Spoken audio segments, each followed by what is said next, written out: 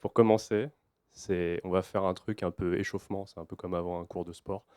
Vous allez vous mettre par, binôme, si possible avec quelqu'un que vous connaissez pas, si c'est possible et je vais vous donner, ça va durer 5 minutes, hein, 5-10 minutes, c'est histoire de casser la glace et je vais vous donner une question sur laquelle, discuter. Ensuite, on reviendra en plénière et à ce moment-là, bah, je ferai mon exposé et puis suite à l'exposé, on se mettra, je pense, par groupe, de 3 ou 4 et puis, on élaborera des réactions ou des questions à l'exposé que je viens de faire et puis on y reviendra ensuite en plénière où je répondrai, où je réagirai à vos réactions, pour clore, cet atelier.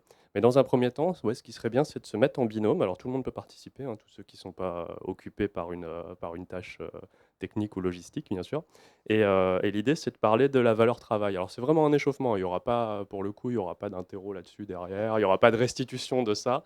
C'est vraiment, vous vous mettez en binôme et vous vous dites: «Qu'est-ce qu'évoque, le terme valeur travail pour moi et comment je me situe?» heu, voilà. Là, c'est valeur travail, ce truc qu'on entend dans les médias, vous voyez, vous avez sans doute entendu parler de ça depuis Sarkozy, la valeur travail. Qu'est-ce que ça évoque pour moi et comment je me situe par rapport à cette expression? Voilà, c'est vraiment un exercice de discussion à 2, c'est, 10 minutes maximum et après on revient pour l'exposer. Voilà, je vous laisse, bosser. Cool. Bon, bah, c'est à moi maintenant alors.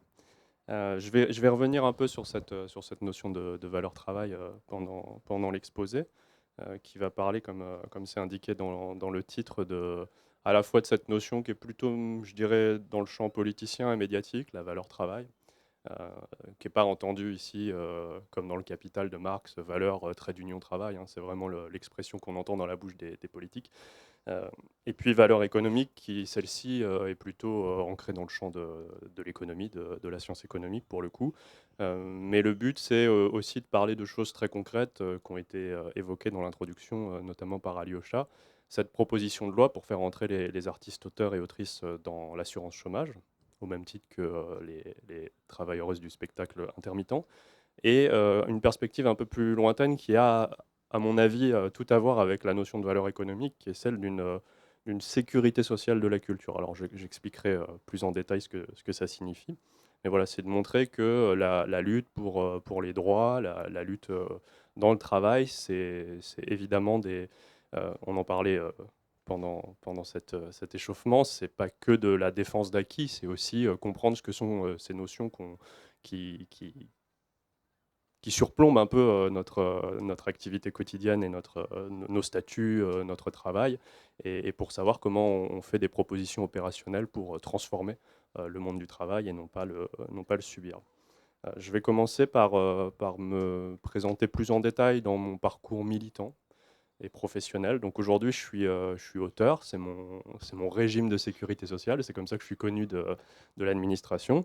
Je ne l'ai pas toujours été, j'ai été salarié, par le passé, j'étais employé quoi, au sens propre, principalement dans la fonction publique territoriale, j'étais contractuel. J'ai jamais été titulaire, donc j'enchaînais les contrats courts et je sentais dans mon début de vie professionnelle, c'est-à-dire il y a maintenant une quinzaine d'années, que quelque chose se jouait, de très politique se jouait dans le champ de l'entreprise, dans le champ du travail, donc de façon plus large et c'était pour moi quelque chose d'assez mystérieux parce que je viens pas d'un milieu où on parlait de politique à table, donc j'étais pas armé. Mon père, par exemple, qui était cheminot, était plutôt de la génération, qui ne croyait plus en l'action syndicale notamment, même s'il avait plein de collègues CGT bien sûr à la SNCF.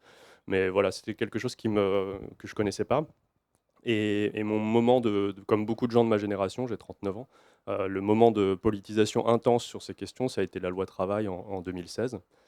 J'imagine que ça résonne aussi pour certaines et certains d'entre vous et ça faisait aussi quelques années, je dirais 1 an et demi, que, je regardais du coin de l'œil, les travaux d'une association qui s'appelle Réseau Salariat, qui a été créée autour des recherches d'un économiste et sociologue qui s'appelle Bernard Friot et qui était à l'époque, on parlait beaucoup d'un truc on parlait de salaire à vie à l'époque. Maintenant, on le dit plus exactement comme ça, même si le fond est resté inchangé, mais c'est quelque chose qui m'avait beaucoup impressionné. J'avais vu ça évidemment sur YouTube, via une amie qui était, très en avance sur moi en termes de politisation et heu et donc la loi travail, arrive et je croise des militants de Réseau Salariat et c'est le moment où je me dis qu'il va falloir que je m'engage. La forme parti politique ou mouvement politique m'a jamais trop parlé. Donc c'est pas dans cette direction que je me suis engagé. Les syndicats à l'époque, vraiment c'était un truc pour moi, je suis né dans les années 80, donc pour moi c'était un truc, c'était plus d'actualité, c'est ce que je pensais à l'époque. J'ai bien révisé mon jugement depuis. Donc je suis allé vers une association d'éducation populaire, Réseau Salariat, pour parler de salaire à vie. Alors le salaire à vie, en gros, hein, pour celles et ceux qui ne connaissent pas, euh, bah, dans un premier temps, évidemment, c'est l'idée d'avoir une rémunération inconditionnelle, attachée à la personne, qui n'est plus liée à la mesure d'une activité ou au type d'activité qu'on fournit, mais qui est un droit politique. Voilà, c'est un droit politique au salaire. Et moi, alors, c'est quelque chose qui renverse la logique du salaire. Aujourd'hui, dans la société capitaliste qui est la nôtre, le salaire, c'est le résultat d'un travail. C'est ce qui vient après une activité en général subordonnée. Alors subordonnée, soit de façon explicite dans l'emploi, soit parce qu'on se plie aux attentes du marché comme travailleurs indépendants. Et donc ça vient une fois qu'on s'est plié à cette activité. Le salaire à vie renverse la logique et dit le salaire, c'est plus le résultat de l'activité, c'est la condition préalable d'un travail libre. C'est parce que je suis payé que derrière, je vais pouvoir travailler correctement et librement. Voilà, c'est vraiment le truc. Alors on en parle aussi de plus en plus comme d'une extension de la citoyenneté. On fait ce constat qu'aujourd'hui, l'âge de la majorité politique en France, c'est 18 ans, mais peu importe à quel âge on le fixe, mais à l'âge de la majorité politique, on devient citoyenne, citoyen, donc on a des droits, notamment le droit d'élire ses représentants, de voter, et le droit d'être soi-même élu, l'éligibilité. Mais par contre, dans le monde du travail, malgré les luttes syndicales qui ont donné des droits aux travailleuses, eh bien, nous ne décidons pas. Nous sommes soumis à un employeur, par exemple, ou de façon plus large, je ne sais pas, au MEDEF, au ministère de l'économie et à ce qu'on appelle les prêteurs, les marchés financiers, enfin toutes sortes de grandes figures, de grands personnages qui décident de ce qu'on fait, de comment on le fait, de pourquoi on le fait, de combien on est payé aussi accessoirement, et on n'a pas notre mot à dire. Donc l'idée, d'étendre, là, de continuer ce mouvement révolutionnaire, on va dire de 1792-93, et de continuer à étendre la citoyenneté en direction de l'économie, et à côté du droit de voter et d'être élu, d'ajouter le droit au salaire. C'est un droit politique, c'est pas un droit qui dépend de l'activité qu'on fait ou du fait que j'ai un contrat de travail. Et puis les droits qui vont avec, ce qu'on appelle les droits économiques, c'est tout type de droit qui, de la même façon qu'on est censé le faire en matière citoyen politique, nous donne le droit de décider de la production. Qu'est-ce qu'on produit, comment, dans quelle division internationale du travail, avec qui, pourquoi, qu'est-ce qu'on arrête de produire aussi. Voilà, des droits collectifs sur la production qui aujourd'hui nous font cruellement défaut. Voilà le salaire à vie, en quelques mots. Donc vous voyez que là, la valeur travail, ce terme médiatique de valeur travail, est pris à rebrousse-poil, puisque la valeur travail, précisément, c'est cette valeur qui dit qu'on le salaire, ça se mérite, et si possible, en suant, hein. Et plus on sue, plus on est méritant, et, euh, et plus les, les femmes et hommes politiques de tous bords nous défendront. Donc c'est une valeur, la valeur travail, c'est, dans cette acception, hein, c'est une valeur morale. C'est vraiment entendu dans le sens de la morale. Puis c'est la valeur qui correspond à l'anthropologie bourgeoise qui se développe au XIXe siècle et qui voit dans l'humain quelque chose d'assez mauvais, et notamment dans le peuple. Et donc il faut le canaliser par deux choses, le travail et l'épargne. Voilà, c'est comme ça qu'on devient responsable, et l'épargne. Voilà. C'est comme ça qu'on devient responsable. Et c'est comme ça que le peuple se tient bien, en quelque sorte. Euh, donc on doit gagner sa vie par l'effort. Vous voyez, c'est une anthropologie quand même qui est très sombre, hein, qui présuppose que spontanément on est flemmard, spontanément on est irresponsable, que spontanément on a des vices, voilà, donc, et qu'il faut mettre des cadres là-dedans. Et ça suppose évidemment une subordination, hein, puisque c'est pas n'importe quel travail là, qui est visé, c'est un travail subordonné dans l'emploi ou soumis à la configuration d'un marché à un moment donné. Et cette valeur morale, la valeur travail, elle est hégémonique, hein, dans le spectre politique aujourd'hui. Elle n'est pas qu'à droite, bien sûr. On a entendu Sarkozy qui a beaucoup œuvré pour réhabiliter la valeur travail, mais aujourd'hui on entend des hommes politiques qui sont censés être à gauche, hein, comme Fabien Roussel du Parti communiste ou François Ruffin même, dissident maintenant de la France insoumise, qui veulent remettre la valeur travail au cœur de leur projet politique. Donc ça interroge quand même. Voilà. Alors bien sûr, après on peut nuancer, on peut dire oui, mais Ruffin, regardez, derrière, il dit que quand même, c'est plutôt une vision de gauche de la valeur travail. Je prétends que la valeur travail n'a pas d'aile gauche, hein, ça n'existe pas. À partir du moment où on souscrit à l'idée de la valeur travail, de cette valeur morale qui nous dit que le salaire se mérite, eh ben, on est déjà du mauvais côté de l'histoire. Tout l'enjeu, alors Réseau Salariat, c'est plutôt donc association d'éducation populaire, on fait un peu d'auto-formation, d'université populaire, tout ça c'est très bien, mais ça reste quand même un club d'intello qui aime bien discuter de concepts, de thèses, de sociologie, d'économie, et c'est quand même assez limité en termes de portée politique. Je veux dire, les idées infusent lentement dans le spectre de gauche, politique et syndical, et puis surtout, en tant qu'organisation, moi, ça me paraît, enfin, je ne suis pas le seul à faire ce constat, ça me paraît un peu limité, puisque le but, quand même, c'est de produire des effets et de contribuer concrètement à la transformation politique et sociale. Donc il y avait une question qui se posait pour beaucoup d'entre nous, quels que soient nos champs d'activité. Quand je dis nous, c'était les militantes et militants de Réseau Salariat, c'est comment franchir le pas justement entre le logiciel qui est encore hégémonique, y compris dans la gauche politique et syndicale, que ce soit le logiciel paternaliste à la Ruffin ou même post-keynésien à la France insoumise, qui nous paraît un peu limité, en tout cas sur les questions économiques, et la mise en œuvre d'une société du salaire à vivre. Vous voyez, il y a un gap énorme entre ce que proposent les programmes des partis et ce qui nous paraissait être, ce qui nous paraît toujours être une base d'organisation collective solide et efficace. Euh, et tout ça, ça a été vaguement mûri dans le groupe parisien de Réseau Salariat, et on s'est dit, c'était il y a quelques années, en 2018, que peut-être le mieux à faire, c'était pas de continuer à arriver avec notre gros package salaire à vie et aller voir les syndicats et les partis en leur disant «Ah, mais c'est pas vos revendicatifs ou vos programmes, là, c'est pas à la hauteur, il faut mettre salaire à vie dedans». Bah, évidemment, les camarades nous disaient «Oui, vous êtes gentils, c'est très intéressant ce que vous dites, mais vous allez le faire si vous voulez, allez-y. Allez dire aux gens salaire à vie, élisez-moi et demain salaire à vie». On a dit oui, bon, effectivement, vous avez raison, c'est peut-être un peu plus, c'est peut-être un peu plus compliqué que ça. Donc, on s'est dit qu'on allait se redéployer dans nos secteurs d'activité respectifs et qu'on allait se mettre au service des luttes, juste en disant, bah, on a des outils. Le salaire à vie, c'est pas juste un but absolu, fini, voilà, qu'on prend tel quel ou pas. C'est aussi un tas d'outils de compréhension, de grilles de lecture, peut-être même d'étapes intermédiaires.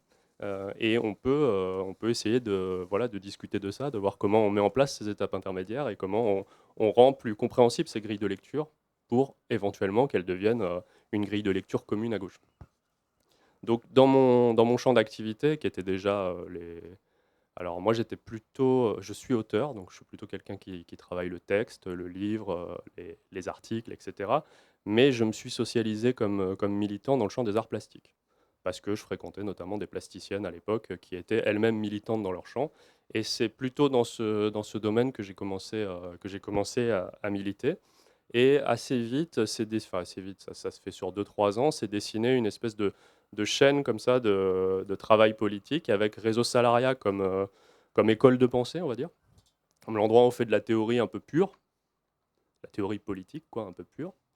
Ensuite, l'Abuse, dont il a été question, donc, qui est un collectif ancré dans le champ des arts plastiques comme laboratoire de transformation. Donc, c'est dans l'Abuse véritablement qu'on essaye de voir, entre autres, on ne fait pas que ça, mais comment on prend cette grille de lecture Réseau Salariat et comment on l'adapte aux aspirations, aux besoins, aux situations qu'on trouve dans les arts plastiques. Et puis ensuite, il y a le dernier maillon de la chaîne, c'est la mise en œuvre. Et ça se fait par les syndicats, hein, très clairement. Donc le SNAP CGT, qui est le syndicat des plasticiennes et plasticiens de la CGT, mais aussi un syndicat dont je suis membre, le STA, le syndicat des travailleuses artistes-autrices, qui est lui confédéré à la CNT Solidarité Ouvrière, donc plutôt dans le champ du syndicalisme libertaire. Voilà, donc, mais on n'est pas seul, je vais en discuter avec la proposition de loi. Voilà, vous voyez ces 3 étapes, donc de la théorie un peu pour la théorie, un laboratoire de transformation, on essaye de faire de la théorie appliquée à un champ, et ensuite la mise en œuvre par la mobilisation collective et syndicale. Voilà, ça prend du temps. Moi, c'est mon boulot à plein temps depuis 2018, mais c'est intéressant. La première revendication concrète qui a émergé de cette chaîne de travail politique et intellectuel, c'est la proposition de loi sur la continuité de revenus des artistes auteuristes. Donc je contracte tout, travailleurs, travailleuses, travailleuses, auteurs, autrices, auteuristes. On va gagner du temps comme ça. L'idée de cette proposition de loi, c'est de voir comment on peut prendre une catégorie professionnelle qui est très très éloignée des droits du salariat, des droits collectifs du salariat, c'est-à-dire les artistes auteuristes, et comment on fait un pas décisif pour cette catégorie assez centrale dans le champ des arts, vers le droit politique au salaire. Et ce qui nous a semblé assez vite, notamment parce qu'on a un modèle voisin, celui de l'intermittence, ce qui nous a semblé assez vite productif, c'est de rentrer dans l'assurance chômage, puisque l'assurance chômage, c'est bien, c'est une caisse de salaire socialisée, une caisse de salaire politique en quelque sorte, et ça permet d'assurer une continuité du revenu. Donc là, j'utilise le terme de revenu parce que les artistes auteuristes ne sont pas formellement salariés. Mais comment on assure une continuité de revenu, qu'il y ait contrat ou pas, qu'il y ait vente d'œuvres ou pas. Voilà. Donc je vais détailler ça. Aujourd'hui, ça a été un peu dit en introduction, les artistes autoristes, donc qui sont tous les artistes de la création. Vous voyez, donc c'est les peintres, les écrivaines, les paroliers, les scénaristes, il y en a beaucoup. Quand on dit plasticiennes, performeurs, voilà, tous les gens qui créent les œuvres, ce sont des catégories professionnelles qui n'ont pas vraiment de statut. Voilà. Il y a un statut qui est à cheval sur plein de choses, qui a été historiquement construit autour d'une notion qui est celle de la propriété littéraire et artistique, notamment après la Révolution française, après la première loi sur le droit d'auteur, et donc qui s'est plutôt construit pendant 150 voire 200 ans comme une catégorie de petits propriétaires qui n'évoluait, quand il y avait solidarité avec le reste des travailleuses, c'était surtout une solidarité morale, parce qu'en fait, on n'était pas sur les mêmes luttes. Nous, on était plutôt sur les luttes de l'extension de la propriété littéraire et artistique, du durcissement du droit d'auteur. Je sais pas, par exemple, un exemple typique et assez récent, c'est l'extension du droit d'auteur à Internet. Voilà, comment on crée des nouveaux droits d'auteur sur le contenu Internet. Qui sont pas des luttes, enfin elles ont leur logique, hein, mais qui sont pas des luttes qui permettent une véritable solidarité de classe, hein, clairement, et surtout qui permettent de faire autre chose que d'être dépendant de résultats marchands. Vous voyez, donc pour nous c'était une fausse piste tout de suite et il fallait pas partir là-dessus. Ce statut très très vite on l'a défini. On l'a défini à partir des modes de rémunération des artistes auteuristes aujourd'hui. Il y a 3 grands modes de rémunération. Le premier, c'est le droit d'auteur, j'en ai parlé, c'est le mode de rémunération historique. Et là, je ne suis pas payé parce que je suis travailleur quand je touche des droits d'auteur. Je suis payé parce que je suis propriétaire.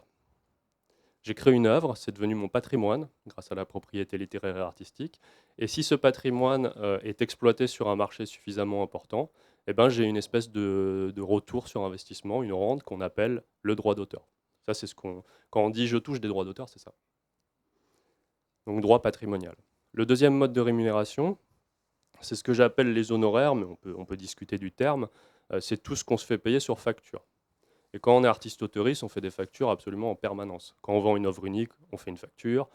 Quand on vend une conférence, on fait une facture. Quand on fait une intervention en EAC, en éducation artistique et culturelle, on fait une facture. On en fait en permanence. Donc là, c'est un mode de rémunération qui s'est largement développé ces 30 dernières années. Si vous êtes dans le champ des arts plastiques, vous en savez quelque chose. Et qui est très ancré dans le champ du travail indépendant. Donc là, je suis payé à la pièce ou à la tâche. Ça, c'est le mode de rémunération canonique dans le capitalisme du 19e siècle. Et le troisième mode de rémunération, c'est celui qui essaye de boucher les trous, c'est les aides à la création. Aujourd'hui, en France, il y a plus de 150 aides à la création publiques et privées.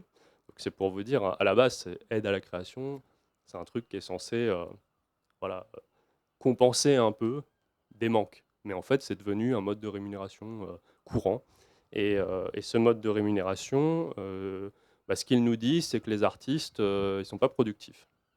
Ils ne sont pas productifs, mais on leur reconnaît, plus ou moins, en fonction des dynamiques politiques, une utilité.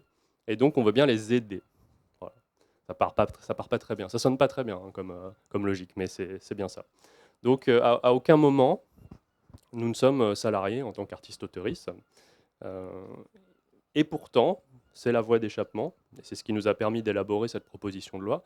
Nous avons déjà les mêmes droits que les salariés euh, du côté de la sécurité sociale. Un certain nombre de droits, pas tous, mais pour l'assurance maladie, la retraite et les prestations familiales, on a les mêmes droits que les salariés, aux mêmes conditions que les salariés. Alors comment ça se passe pour donner des droits de salariés à des gens qui ne sont pas salariés formellement? C'est très simple. On prend leurs revenus. Chaque année, vous êtes artiste auteuriste, vous déclarez vos revenus vers mai à l'URSSAF artiste-auteur. On prend votre revenu total, hein, c'est une addition, hein, droit d'auteur, honoraires, aide à la création, peu importe, on additionne tout ça, ça donne un montant final, et ce montant, on le divise par le taux actuel du SMIC horaire, qui est de 11,88 € brut aujourd'hui. Et le résultat de cette division nous donne un nombre d'heures fictives. Par exemple, si je déclare quelque chose comme 7200 heures cette année, ça me fera 600 heures SMIC. Pardon, oui. Oui, j'ai dit heures. Oui. 7200 €, merci. Et ben c'est divisé par le taux actuel, ça fait 600 heures. Et c'est comme ça qu'on accède au palier des salariés qui sont basés sur un volume d'heures. Parce qu'au début, on nous disait, vous ne pourrez jamais avoir un truc comme l'intermittence, parce que vous ne déclarez pas des heures effectives. Bah, en fait, si, enfin déjà, on le fait déjà du côté de la Sécu, même si c'est un tour de passe-passe sur le papier qui ne représente pas le nombre d'heures. Moi, si j'ai 600 heures SMIC dans l'année, en fait, j'ai fait plus de 600 heures, je sais. Voilà. Mais ça permet d'accéder à des droits qui sont, par exemple, beaucoup plus intéressants que ceux des micro-entrepreneurs, qui sont ceux des salariés. Donc. Et puis, ça nous solidarise avec un ensemble beaucoup plus vaste que celui des micro-entrepreneurs, celui des salariés qui sont infiniment plus nombreux. Salariés du privé, bien sûr. Donc, ce qu'on a dit, c'est qu'on allait faire exactement la même chose du côté de l'assurance chômage. L'assurance chômage, c'est pas construite dans la Sécu, elle s'est construite à part et un peu plus tard, à partir de 58, mais elle fonctionne sur les mêmes principes, c'est-à-dire des seuils comme ça, d'heures, et puis après la continuation du salaire entre deux emplois. Ben, on s'est dit qu'on allait faire la même chose, et la proposition de loi, elle est très simple. Je vous dis ce qui est écrit aujourd'hui dans le texte. Hein. Elle est déposée à l'Assemblée nationale. Elle est aussi déposée dans une version un peu plus ambitieuse au Sénat, parce qu'on peut faire les deux en même temps. Donc on s'est dit comme on avait l'opportunité de le faire, avec une députée communiste à l'Assemblée et une sénatrice écologiste au Sénat, ben, on l'a fait des deux côtés. Ça avance. On en parlera peut-être un peu après, mais je vais vous dire ce qu'il y a dans le texte. Le texte, en gros, il dit vous êtes artiste auteuriste, donc vous êtes connu par l'URSSAF idoine. À partir du moment où vous déclarez au moins 300 heures SMIC par an, ce qui fait à peu près 3 500 € bruts aujourd'hui, sur l'année écoulée, vous entrez dans l'indemnisation. Alors pourquoi 300 heures SMIC? 300 heures SMIC, c'est à peu près, enfin c'est pas à peu près, c'est complètement le seuil de l'intermittence divisé par 2. 600 heures SMIC, ça correspond à peu près aux 507 heures de l'intermittence. Pourquoi? Parce que ça veut dire 3 mois dans l'emploi permanent. Voilà. Et donc on l'a divisé par 2, ça a été une bataille interne à notre groupe de travail. Hein. Dans le premier texte nous disait on va mettre ça au niveau intermittence, 600 heures SMIC. Il y a une bataille interne à notre groupe de travail pour prouver par la structure des revenus des artistes auteuristes que ça excluait trop de monde de faire l'équivalent d'intermittence. Donc on l'a divisé par 2 pour avoir un seuil plus souple qui permet à 76 000 personnes, à peu près d'après les statistiques qu'on a aujourd'hui, théoriquement d'avoir droit à cette indemnisation.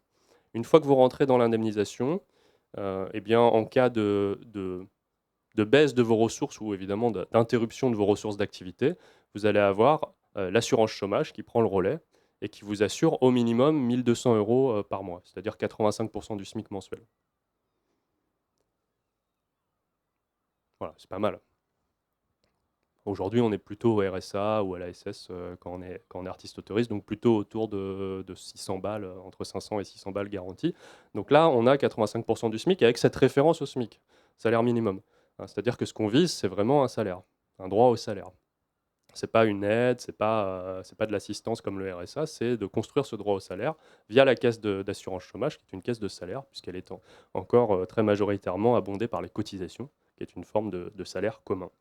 Et le dernier paramètre qu'on a inscrit dans la proposition de loi, c'est le financement, bien sûr, puisqu'on nous dit, d'accord, vous voulez un nouveau droit, mais qu'est-ce que vous apportez? Alors on dit, nous, on ne va rien apporter, hein, c'est notre secteur qui va apporter. Ça, il y a pas de, enfin, nos secteurs de la création.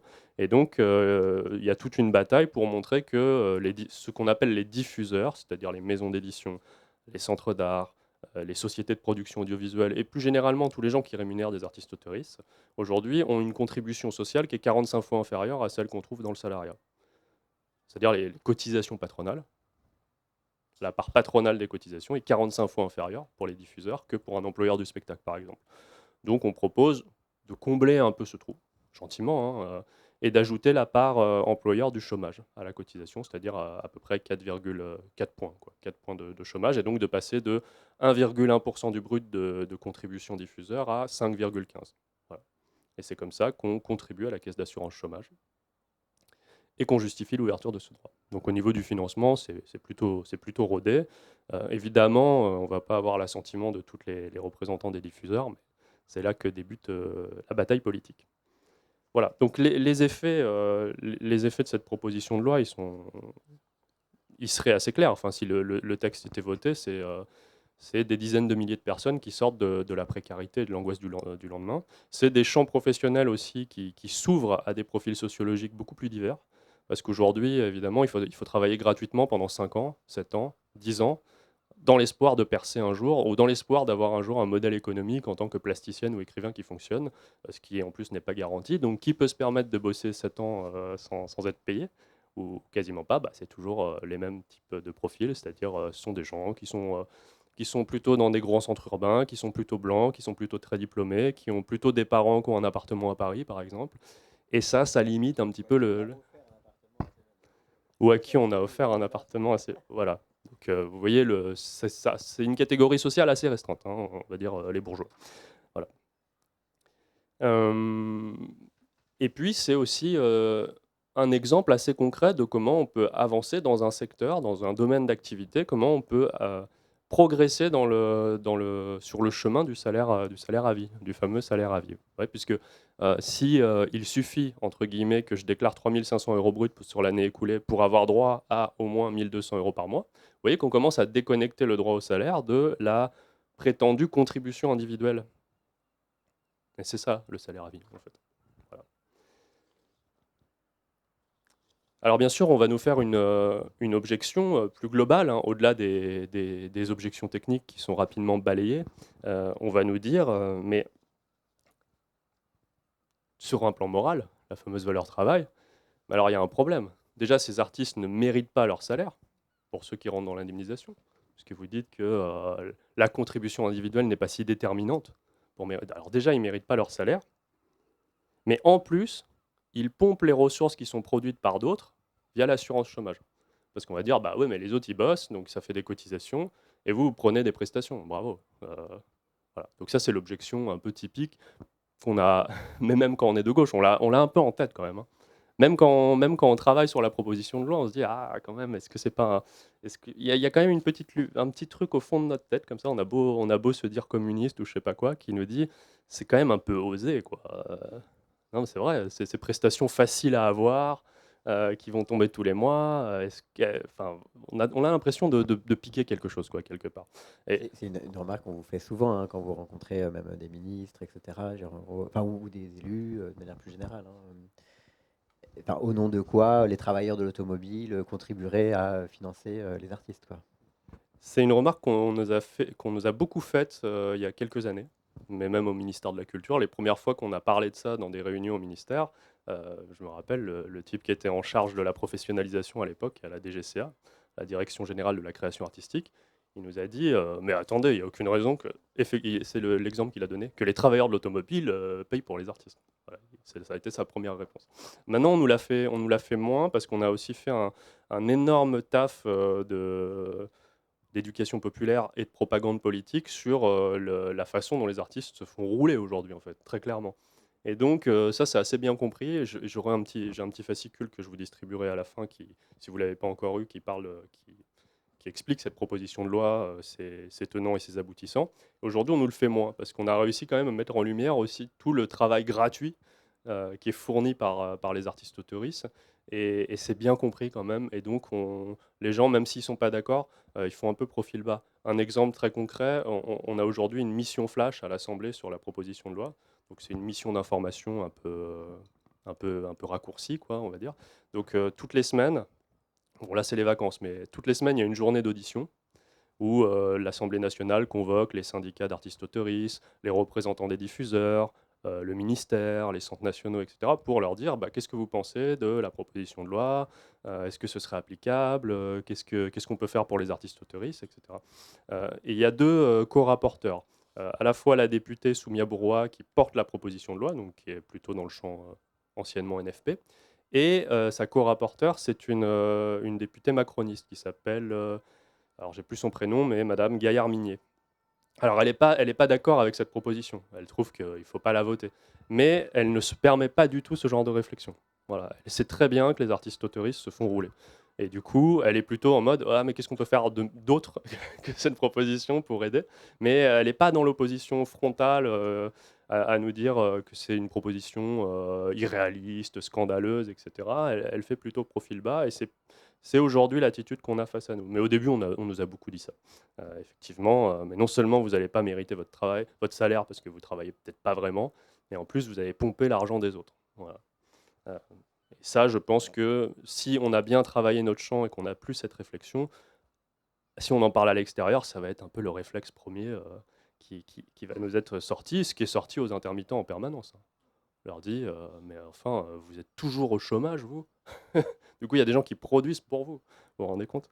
Donc ça a tout à voir avec la valeur économique. Donc bien sûr, il y a la valeur travail qui est derrière, quoi. Il faut forcément suer pour avoir un salaire, mais il y a aussi la conception de la valeur économique. Alors la valeur économique, c'est pour le coup quelque chose de beaucoup plus ancré dans le champ des sciences économiques. Là, on n'est plus dans le champ de la morale. Et c'est donc là, on est dans la valeur économique au sens du PIB, de ce qui produit de la valeur. Et ça, c'est une question politique. La question politique qui est derrière le terme de valeur économique, c'est qu'est-ce qui est productif? Et qui décide de ce qui est productif? Et en miroir, qui décide de ce qui est improductif?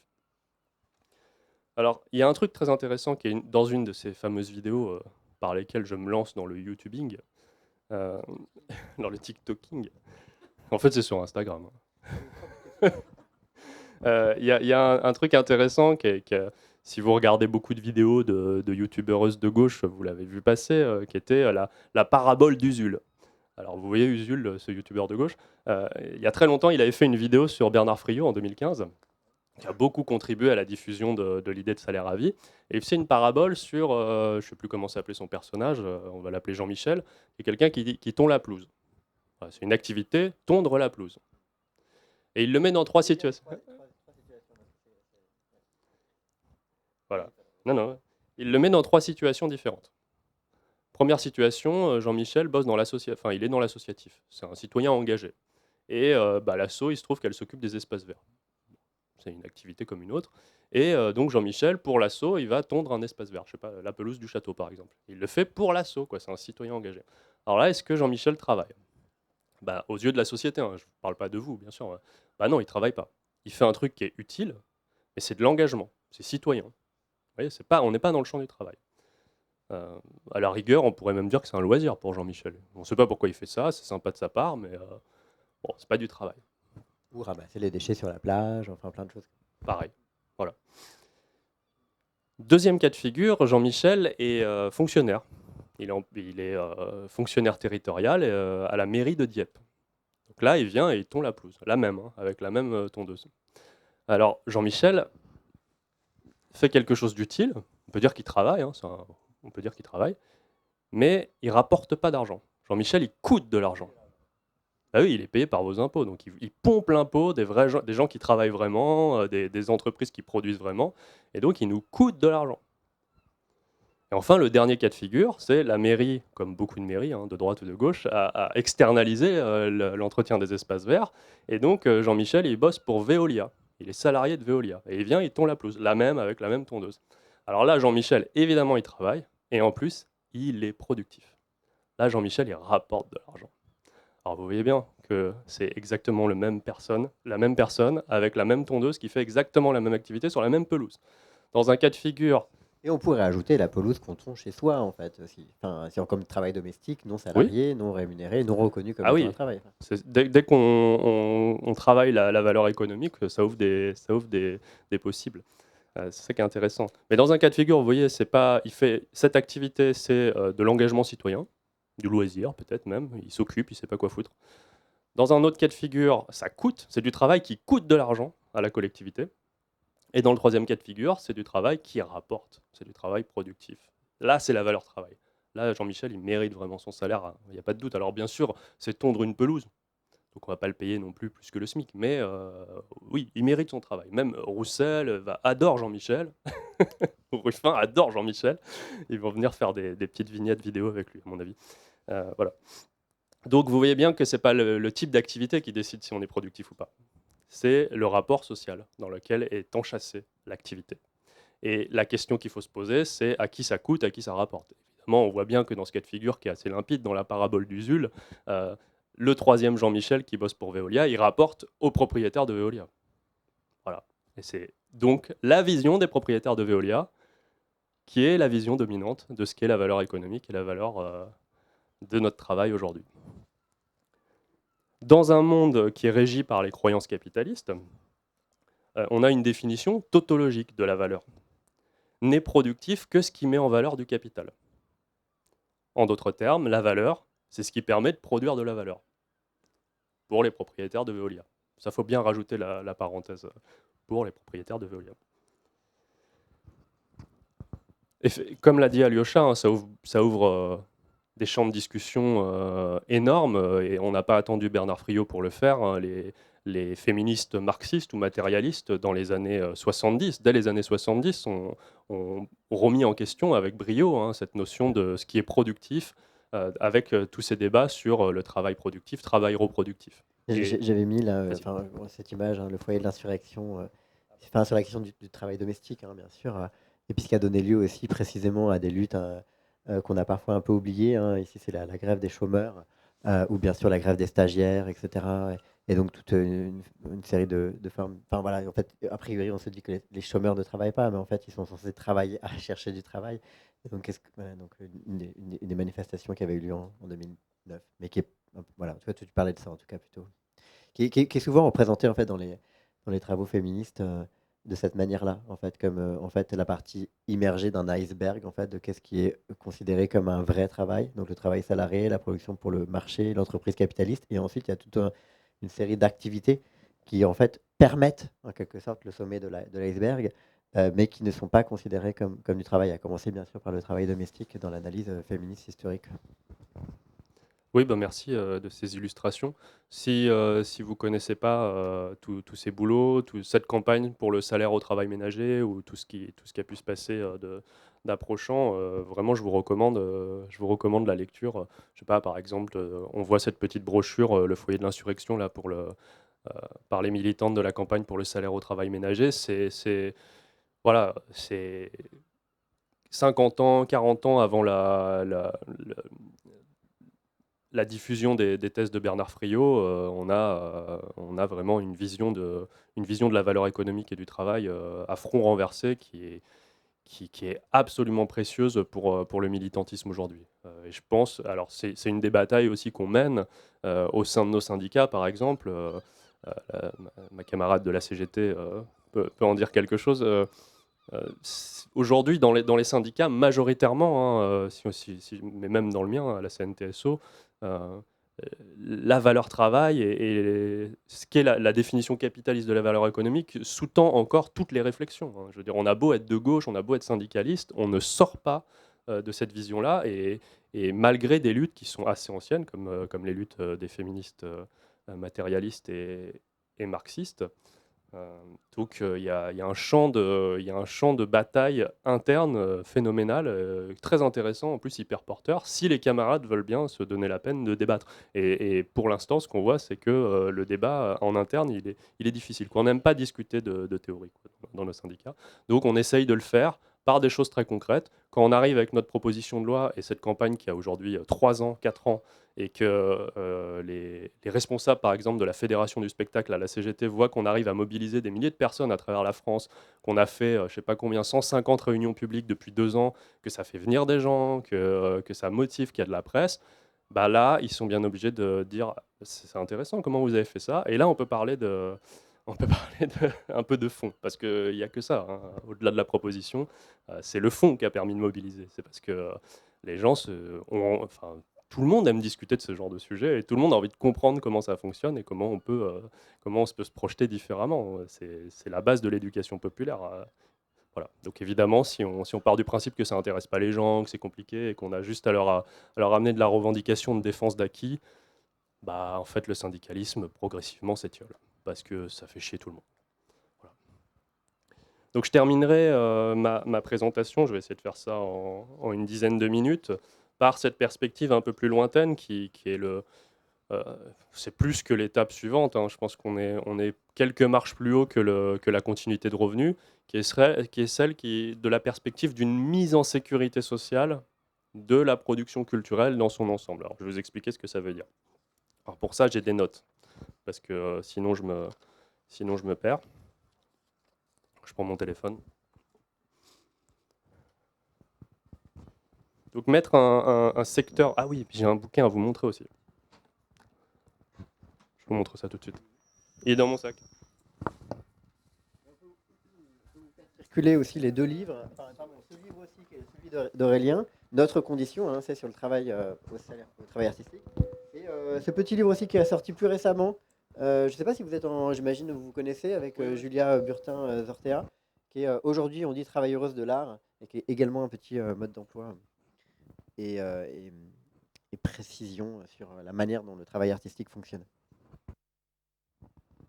Oui, c'est une super entrée en matière.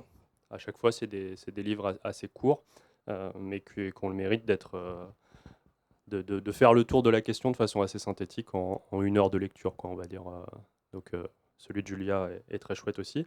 Un peu plus complet, un peu plus gros, on va dire, celui-ci, un bouquin sorti aux éditions du Croquant pour une sécurité sociale de la culture, qui est le résultat d'une année de séminaire de réseau salariat sur le thème de mettre en sécurité sociale les secteurs culturels. Bon, ça, c'est un peu plus, c'est plus précis, c'est plus cher aussi, ça vaut 15 balles. Mais si le sujet vous intéresse vraiment, c'est un indispensable.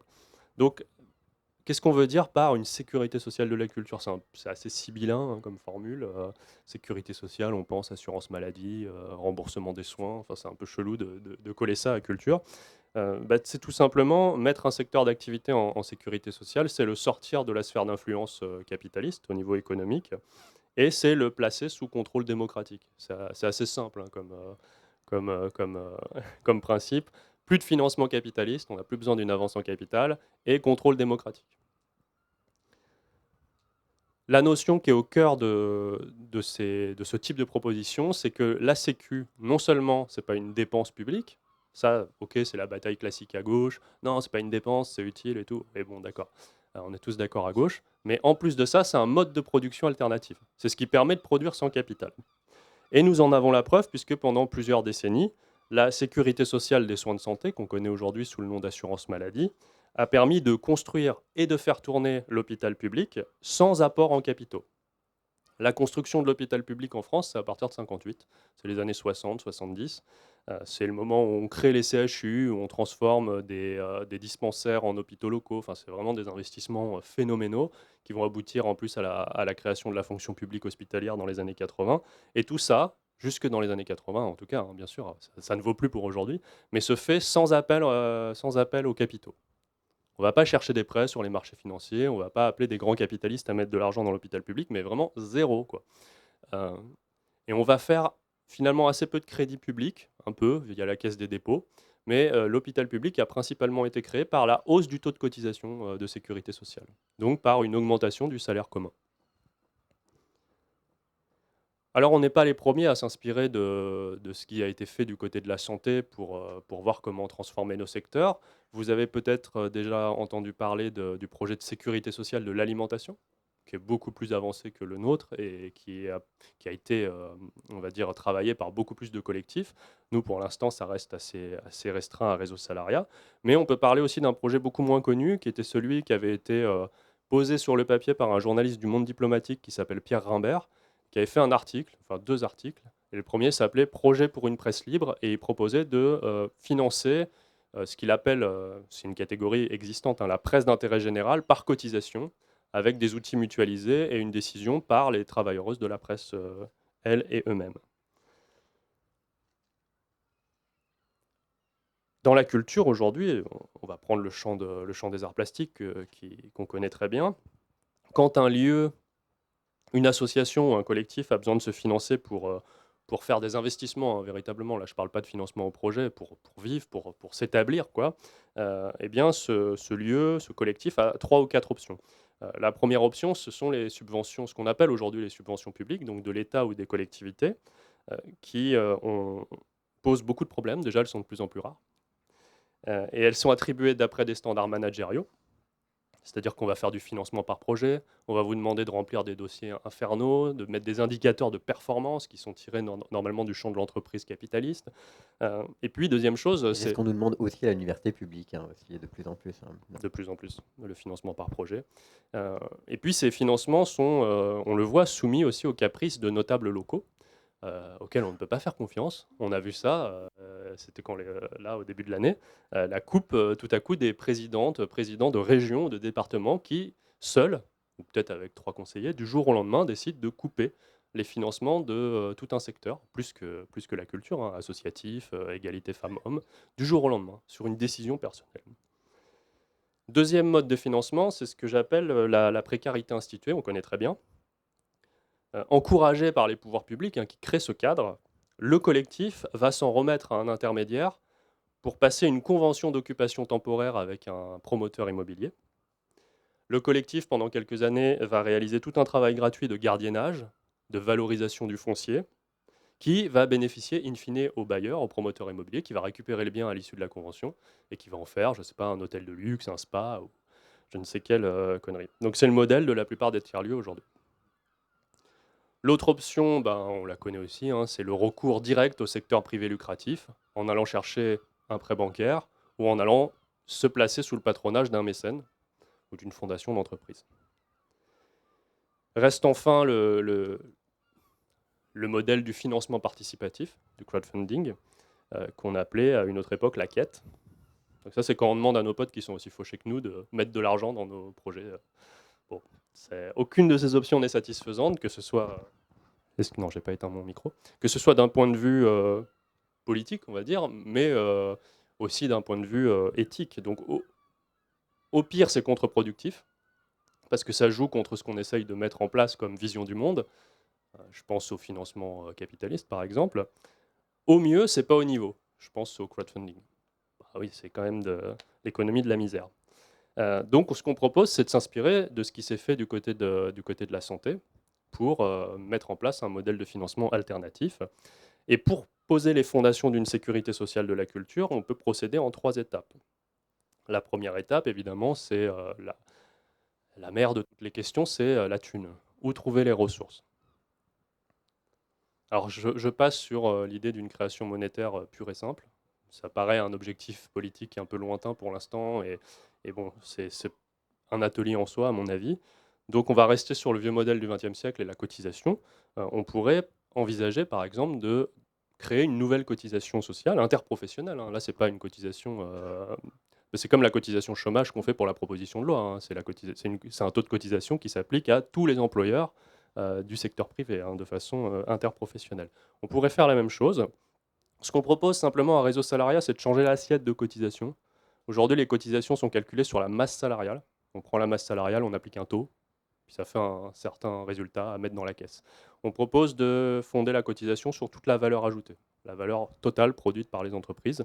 Et pour vous donner une idée, aujourd'hui, la valeur totale produite par les entreprises marchandes en France, c'est 1400 milliards par an.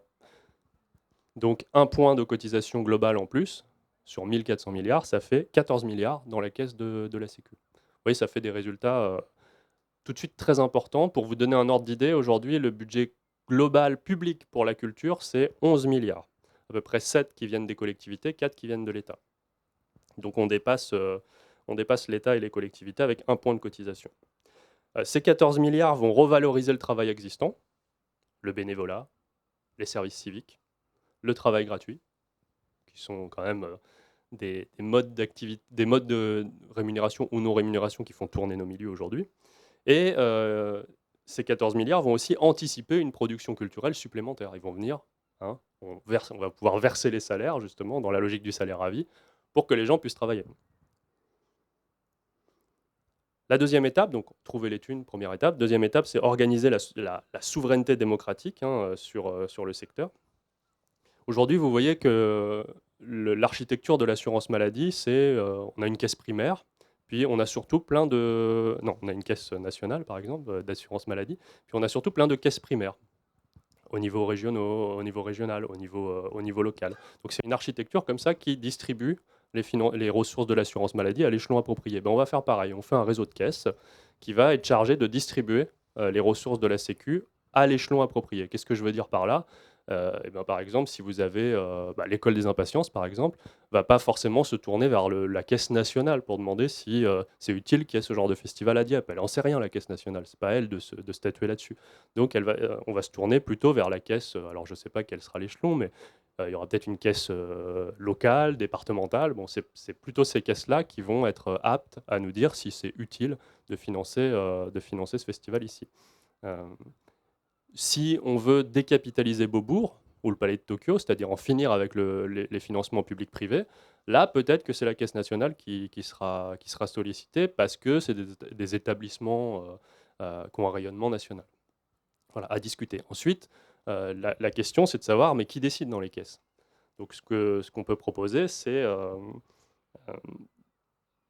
des caisses qui sont gérées par des conseils composés des concernés. Et les concernés, c'est assez simple, hein, ce sont les travailleuses, les habitantes et habitants et les publics. Voilà. Donc, il faut trouver un mode de représentation de ces 3 composantes. Donc très rapidement, à gros traits, je vous soumets 3 formules. La première formule, ce serait des conseils composés des représentants élus par les travailleuses au niveau interprofessionnel, comme ça a été le cas dans la Sécu de la santé. Ce n'était pas que les travailleuses de la santé qui siégeaient à la Sécu, c'était les représentants des travailleuses. Ça, c'était de 46 à 67, hein, la gestion du régime général. Deuxième formule, ça pourrait être une gestion beaucoup plus située, avec des représentants des travailleuses de la culture, des chercheuses, des habitants et habitantes tirés au sort, et allez, on peut laisser un siège pour les élus locaux. Un seul, hein, parce que quand on leur laisse trop de place, on sait ce qui se passe. Et la troisième formule, ça pourrait être un mix entre représentants des travailleuses à l'échelle interpro et quelque chose de plus situé, qui a une connaissance plus fine de comment ça se passe dans la culture et des besoins du territoire. Trouver l'argent, organiser la démocratie. Dernière étape, le conventionnement. Le conventionnement, dans la sécurité sociale, c'est ce qui doit permettre de marginaliser le capitalisme culturel. Aujourd'hui, dans la santé, le conventionnement il est un peu insuffisant, hein. Mais globalement, ce qui se passe, c'est que pour que les soins prodigués par un médecin libéral soient pris en charge par la sécurité sociale, ce médecin doit passer convention avec la Sécu, ce qui implique essentiellement le respect d'une politique tarifaire. Donc le ou la médecin est libre d'adhérer à la convention, il peut choisir de ne pas être conventionné. Simplement, s'il souhaite s'inscrire dans le dispositif, il faut signer la convention. Et ce n'est pas inintéressant, parce que ce que nous montre un économiste comme Nicolas Da Silva dans son livre La bataille de la Sécu, c'est que entre 70 et 80% des ressources de l'ensemble des médecins libéraux aujourd'hui, généralistes comme spécialistes, proviennent de votre carte vitale. 70 à 80% de leurs ressources. Et on compte là-dedans ceux qui sont hors sexe, ceux qui ne sont pas conventionnés, hein. Donc c'est quand même une garantie de ressources phénoménale. On a des médecins qui sont dits libéraux, qui sont en fait complètement communisés en France, hein. Bah, ils ne sont pas contents quand on leur dit ça, hein, Donc en matière de culture, on propose une convention un peu plus étayée dans le bouquin. Et on dit aux lieux, aux entreprises culturelles et aux collectifs artistiques qu'il y aura 3 critères. Aucun critère esthétique, bien sûr. Ce n'est pas une institution comme ça de dire quel type d'art on doit produire, quel type de culture, parce que sinon, là, on retombe dans le grand conseil artistique de l'URSS, hein. Donc les 3 types de critères, c'est les critères sociaux. Mais comment tu peux te distinguer le fond de la forme là? Parce que forcément, enfin, une proposition qui émerge est toujours à la fois du fond, de la forme. Les festivals des écoles des impatients, c'est aussi une forme, mais c'est aussi du fond. Enfin, je sais pas, du coup, l'utilité dont on parlait qui est négociée, elle est forcément discutée collégialement et on peut pas la soustraire de l'esthétique en question, quoi. Ah oui, après ça c'était le point avec les conseils des caisses. Oui, on va en discuter. Mais là, pour les critères pour passer convention, il y en a trois catégories. La première catégorie, c'est les critères sociaux. Par exemple, un centre d'art ou une librairie ne pourra pas avoir de propriétaire lucratif. Elle sera la propriété d'usage de ses travailleuses et devra cotiser de façon plus importante, de manière à contribuer au salaire à vie de tous les travailleuses du secteur culturel. Voilà, il faut accepter ce cadre. Le deuxième type de critères, ce sont les critères économiques. Et c'est là qu'on est excluant. Là, ce n'est pas du tout inclusif. Un festival, par exemple, ne pourra pas être financé à la fois par la Société Générale et par la Sécu. C'est l'un ou l'autre. Puisque le but de cette Sécu, justement, c'est de rendre inutile la Société Générale, l'apport de la Société Générale. Et enfin, ce sont les critères environnementaux. On sait qu'aujourd'hui, les productions culturelles de masse euh, contribuent à la brutalisation de l'environnement. Et nous n'aurons peut-être pas envie de conventionner, ça va être discuté, des méga festivals de musique, des foires internationales d'art contemporain, des plateformes de streaming énergivores ou l'édition conventionnelle qui envoie aujourd'hui entre 13 et 20% de sa production au pilon. Il y a entre 13 et 20% des bouquins qui sont imprimés aujourd'hui qui finissent détruits, car invendus et trop chers à gérer. C'est plutôt pas mal par rapport à la mode, non? Ah oui, vu comme ça, oui. Effectivement, je crois que le taux est plus décent. Donc, qui pourra en bénéficier? Là, j'ai dit un peu qui ne pourra pas en bénéficier, mais qui pourra en bénéficier? Ben, d'abord, toutes les structures, tous les collectifs qui voudront bien signer la convention, soit parce qu'ils adhéreront au projet, soit parce qu'ils trouveront ça pas rebutant au regard des avantages que ça procure, comme nos médecins libéraux aujourd'hui. Donc on peut imaginer tout type de structures qu'on connaît aujourd'hui, des galeries d'auteuristes, des maisons d'édition coopératives, des fédérations de lieux alternatifs, tu parlais de la Frappe tout à l'heure, des collectifs de curateuristes, des compagnies de théâtre, des artistes run space, des festivals, disons, raisonnés, des cinémas de quartier, je pense à La Clé à Paris par exemple, qui serait plutôt, plutôt dans dans le ton du projet, des librairies indépendantes, des centres d'art municipaux que leur collectivité locale laisse dépérir, c'est aussi possible, et pourquoi pas aussi des artistes en tant qu'entreprise individuelle, puisque c'est un peu ça, c'est aussi ça qu'on est, qui ont des projets qui nécessitent de grosses avances monétaires, plus que le salaire. Enfin, je sais pas, je cite souvent la sculpture monumentale, mais il y a plein de gens qui n'aiment pas ça, donc souvent dans le public on me dit ah pourquoi la sculpture monumentale? C'est un exemple c'est un exemple qui demande beaucoup de moyens, quoi, qui dépasse le salaire de la seule artiste, donc ça pourrait se passer comme ça.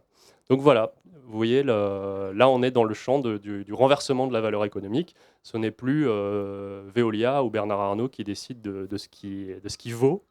C'est une décision collective, c'est une décision politique. Et c'est là-dessus que je fermerai mon exposé.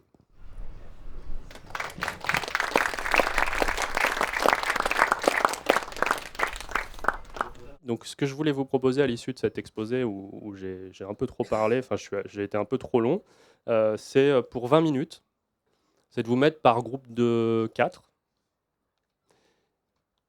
et juste de discuter de ce que, voilà, à la fois de l'échauffement que vous avez fait, mais aussi de l'exposé que je viens de faire, et d'élaborer, c'est pas forcément des questions. Alors si vous avez des questions parce qu'il y a des trucs pas clairs, bah, c'est le moment de les écrire, mais ça peut être aussi des réactions ou des précisions, ou dire bah, moi j'ai une telle expérience par rapport à ce que tu dis, ça résonne, et vous les écrivez sur une feuille, on va les mettre dans j'ai un bob là, j'avais pas de chapeau mais j'ai un bob, vous plierez la feuille à la fin de votre atelier d'une vingtaine de minutes, et puis, une fois qu'on revient en plénière, moi, je tirerai vos papiers et j'essaierai de réagir à vos réactions ou à vos questions, Et ou de juste répondre à vos questions. petite question sociologique, je ne sais pas si c'est déplacé, mais évidemment, on peut s'abstenir, mais pas qui parmi nous est salarié? Ok. Est-ce qu'il y a des artistes auteurs, enfin ceux qui ont vraiment, ouais, super, ok, ouais. Intermittent? Ouais, ok. Fonctionnaire? Ouais, ah ouais, pardon, oui. Qu'est-ce qu'on a d'autre? Auto-entrepreneur peut-être, attends, enfin après évidemment il y a ceux qui sont à cheval, c'est entre plusieurs statuts évidemment. Retraité, peut-être aussi, OK. Voilà, merci beaucoup. On a 20 minutes, on va pas faire plus long parce qu'il y a des essais techniques et balance pour le live de la fin d'après-midi. Donc ce sera un temps un peu restreint, mais bon, l'important aussi c'était que vous puissiez en discuter en groupe. C'est pas forcément que je réponde à toutes les questions, que je réagisse à toutes vos remarques. Donc vous avez votre papier ou vous avez encore des choses à mettre dessus? Bah, je vais commencer par les autres alors. On va voir ce que ça donne. Alors, est-ce que les étudiants sont inclus dans le projet de sécurité sociale de la culture? Bonne question. Visiblement non, puisque je me pose la question.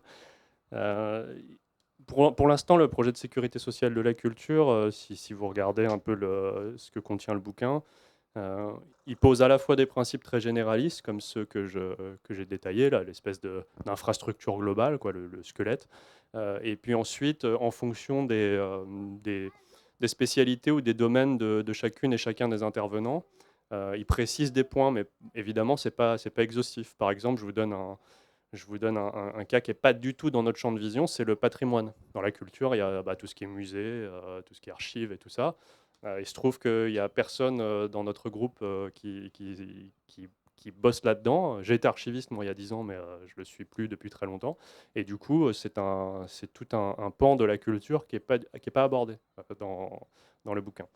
Pour les étudiantes, étudiants, c'est pas que, enfin, c'est pas, il y a l'enseignement artistique qui fait l'objet d'un chapitre, plutôt côté conservatoire. Nous, on travaille beaucoup avec le SNEAD CGT, donc, qui est un syndicat des personnels en école d'art et design territorial. Également avec le MASICO, qui est un syndicat d'étudiantes en école de création. Mais pour l'instant, il n'y a pas eu d'avancée concrète sur comment ça s'articule avec la Sécu de la culture, si ce n'est pour le statut des enseignants en art. Pour les étudiants, on n'a pas pensé encore ça.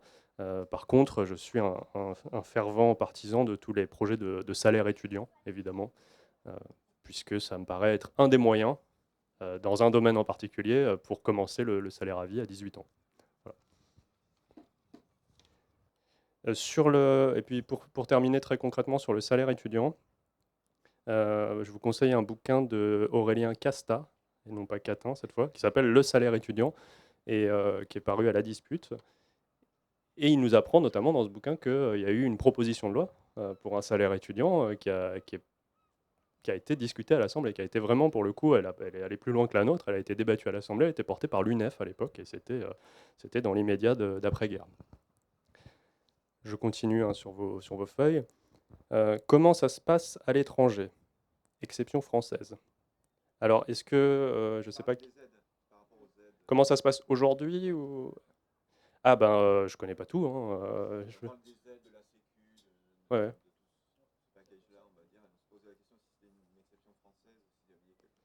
Alors non, c'est pas une exception française. Maintenant, il y a évidemment je suis très loin de connaître toutes les situations, mais il y a des traditions sociales et économiques extrêmement différentes en fonction des aires, ne serait-ce que si on regarde entre le monde anglo-saxon et la France, mais aussi je sais pas, entre la Scandinavie et des pays qui ont un système de protection sociale proche de la France, comme le Portugal, l'Autriche ou la Belgique. Voilà, il y a des cas de figure extrêmement différents. Avec le collectif Labuse, on a organisé au printemps 2023 des rencontres européennes à Marseille, dans un lieu d'art qui s'appelle Triangle Astéride. Et on avait des organisations de Norvège, de Berlin, d'Italie, de Suisse francophone, de Belgique et donc de différents endroits en France. Donc les vidéos sont sur la chaîne YouTube de la Buse. C'est assez riche. Donc moi, je j'ai pas la connaissance, j'ai pas tout appris, pour être très clair.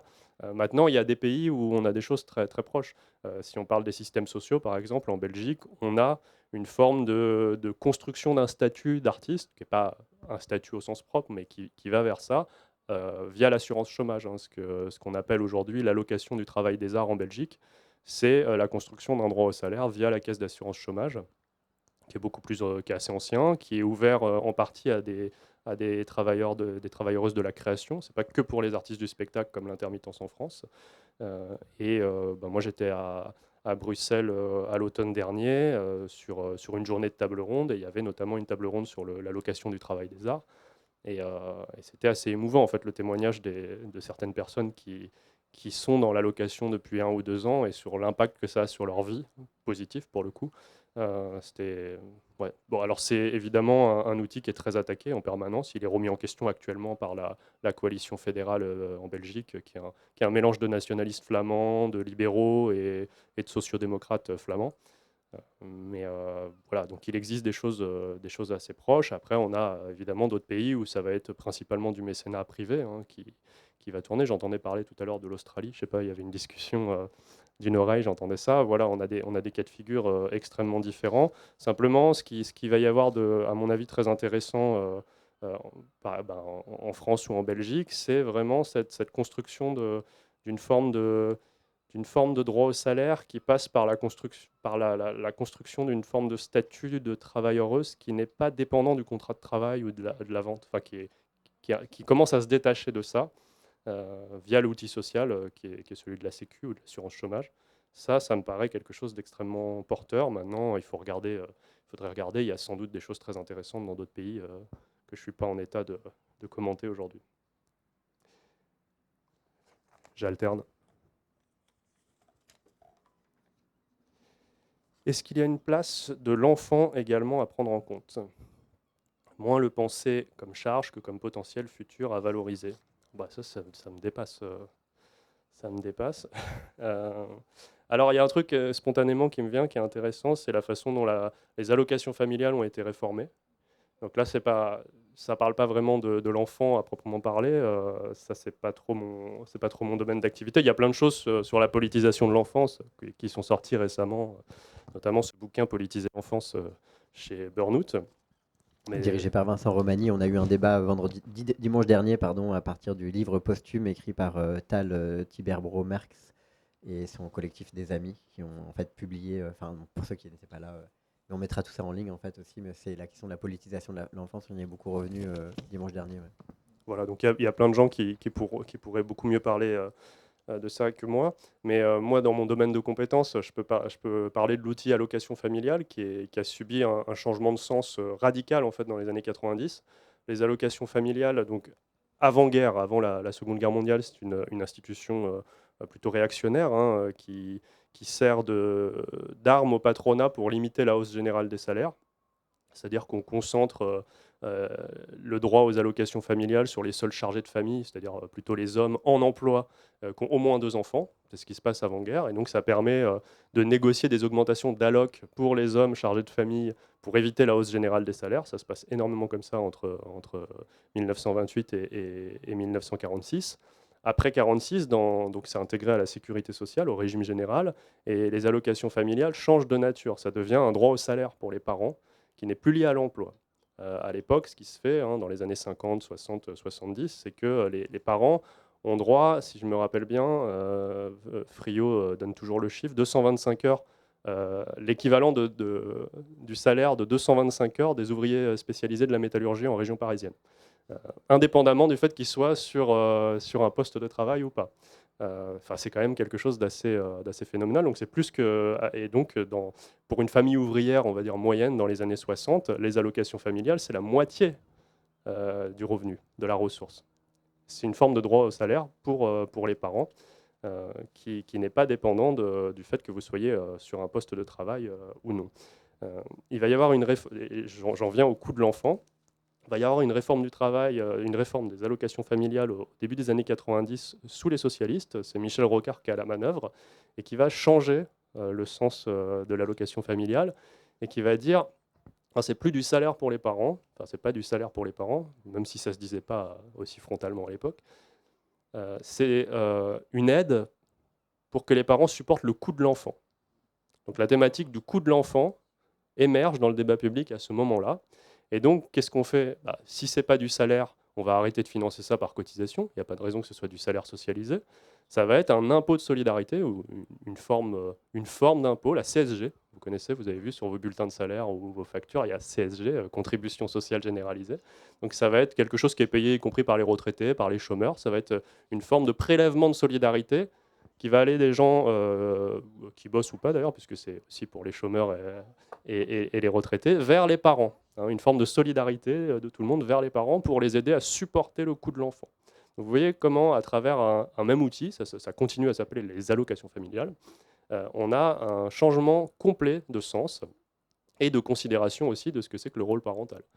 D'un côté, c'est une forme de salaire, une forme de travail social qui est reconnu par un salaire socialisé, et tout à coup, ça devient un fardeau.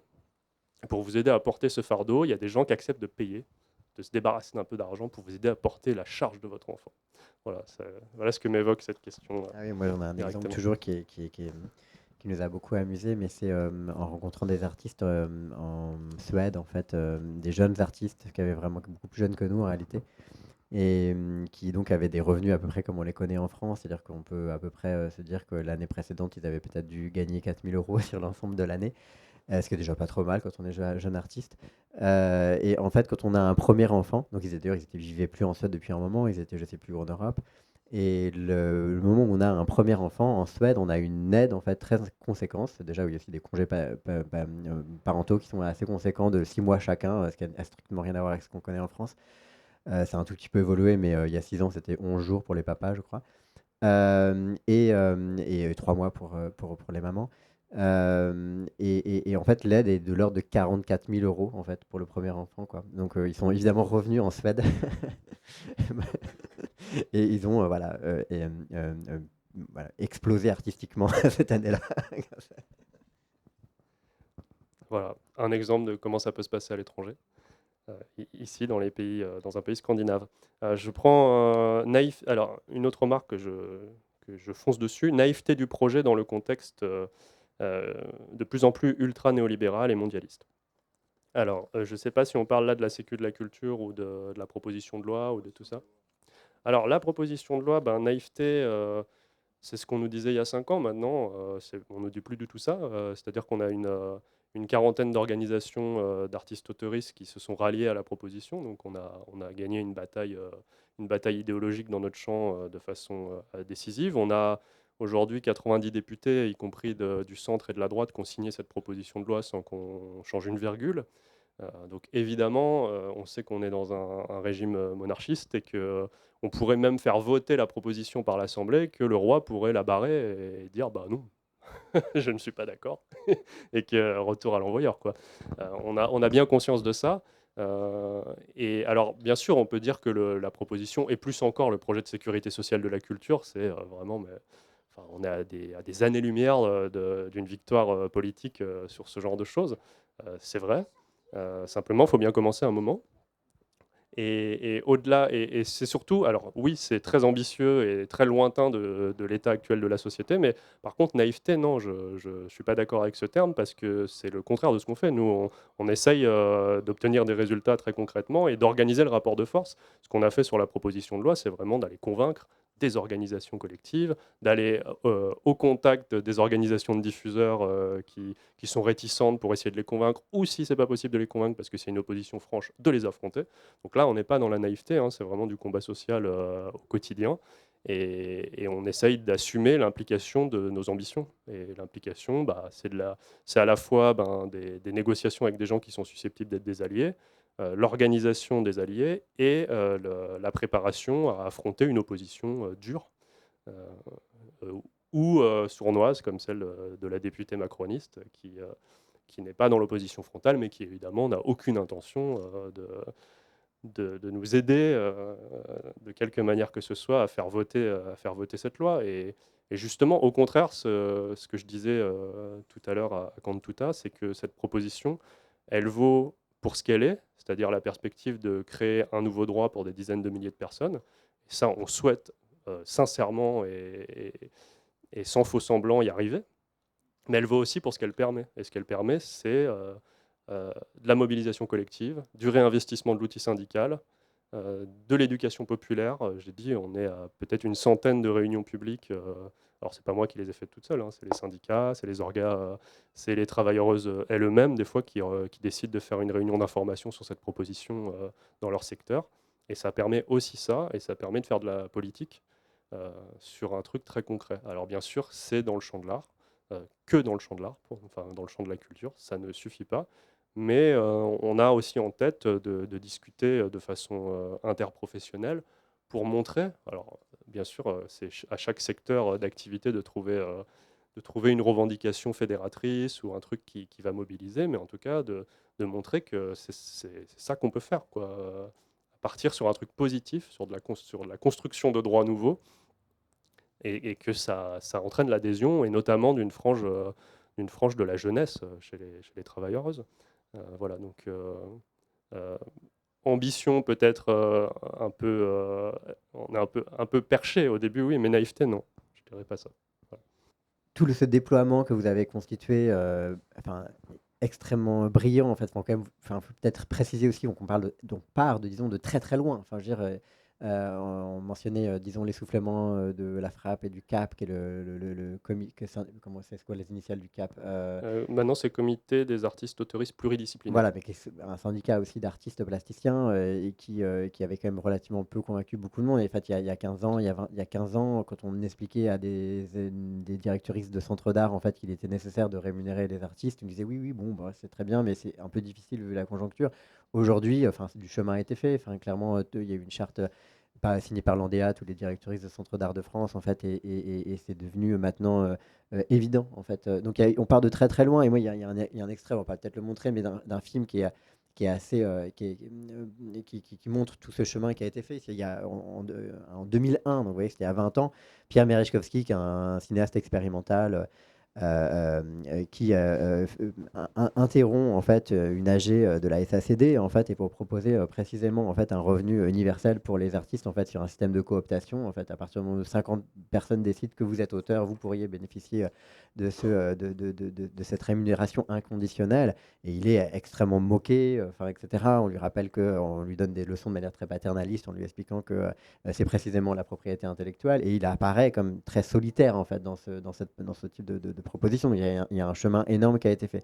Mais peut-être une fois que tout ça, et donc c'est pour ça évidemment extrêmement salutaire et extrêmement combatif et voilà, on peut que saluer disons l'ensemble de la démarche, mais on sent bien évidemment qu'il y a des murs beaucoup plus hauts encore qui arrivent et dans le contexte, quand on, je sais pas, je veux dire c'est un peu discussion de café, pardon, mais enfin, quand on 2 ans de lutte contre la réforme des retraites pour aboutir à rien, on voit bien qu'il y a quand même des murs qui sont quand même très, très, très, très importants. Et donc effectivement, quels sont voilà, le rapport de force qui peut être instauré, en fait, sachant que pour les artistes, c'est tout à fait particulier, hein. Il y a un grand texte de Jean-Pierre Fey dans les années 60 qui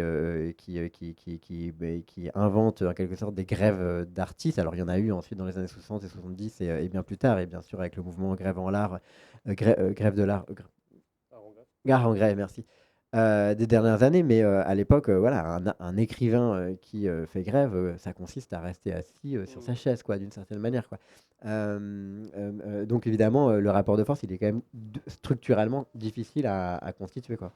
Bien sûr, je précise, on doit finir là vraiment en 2-3 minutes, donc je ne vais pas pouvoir faire le tour. Euh, Mais oui, alors aujourd'hui, quand on se retrouve, quand l'Assemblée nationale convoque la SACEM, le ministère, les centres nationaux pour parler de la proposition de loi, clairement, le rapport de force, il arrive.